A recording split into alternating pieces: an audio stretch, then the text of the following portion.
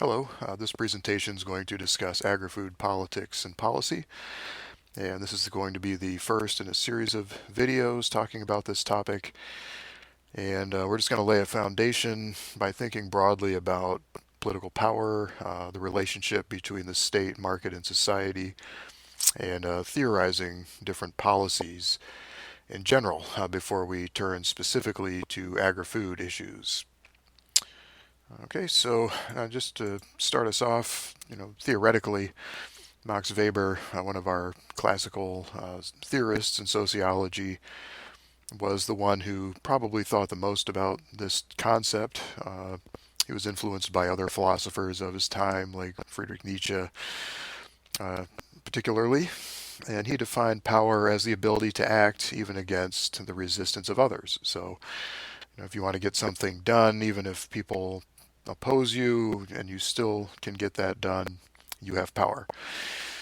Uh, We also make a distinction between what we call real and symbolic politics, using the criterion of resources. So if we're making decisions that have to do with allocation of funds, resources, that is real politics. And maybe politics that deal with cultural or social issues, for instance, freedom of speech, those kinds of issues, although important, we tend to classify those as symbolic politics. And finally, structural change and policy change usually go hand in hand. So this is something we'll come back to. We're gonna look at different types of solutions to problems. Political solutions are only one among many. We'll talk about cognitive solutions, technological solutions, and cultural solutions in another video. But just broadly thinking about uh, structural change in particular, we have to focus on the relationship between the state, which means the government more or less, the market, so corporations, businesses, producers, distributors, and society, essentially consumers and workers.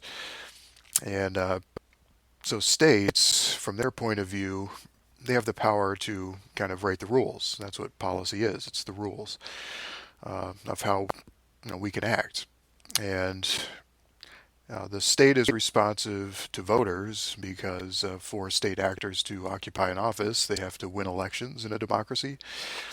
So there is that part, societal responsiveness.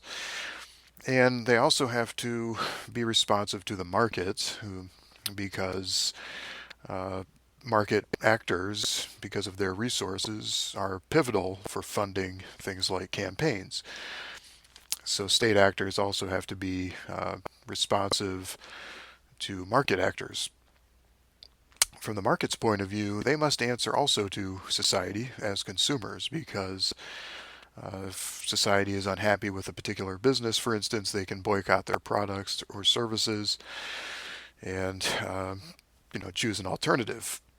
And the market also has to be responsive to the state, especially because the state writes the rules, they set the policies, and regulations essentially are what market actors have to deal with. So rules about paying workers, rules about the environment, all those kinds of things. And finally, society needs the market because that's where uh, people get jobs, right? So we find employment through the market. We also need the market for our goods and services as consumers.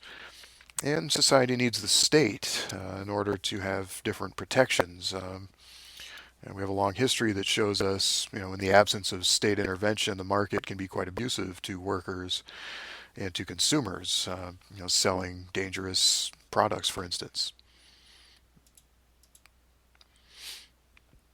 We can also theorize policies. Polanyi's theory of double movements looked at two kind of countervailing tendencies. One, state regulatory policies often lead to overburdensome constraints, a lot of regulations put on businesses. And so as a result, a lot of market actors really kind of angle and really want to have more free market policies.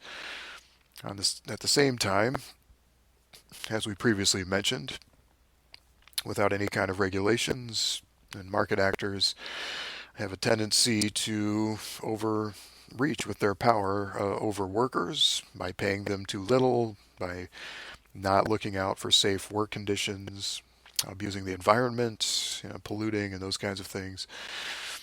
So, the social havoc that results from a free market leads to the countervailing tendency towards wanting more state regulation. And so, how we strike the right balance is going to be, of course, the $1 million question. And as we start thinking about agri-food, we can see those countervailing tendencies at work. Right? On one hand, you have agribusinesses who wish to have more freedom to sell products at a profit, and then you have social demands for protections against dangerous products, products that are unethical towards animals, products that are unethical towards the environment, etc. Finally, as we think about theories of policy and policy making, we can look at Peter Evans, who studied different nation states and the different arrangements that they had with regard to state, market, and society, and essentially came up with a couple of important concepts. These are two of them. The developmental state is one in which the state and market become partners.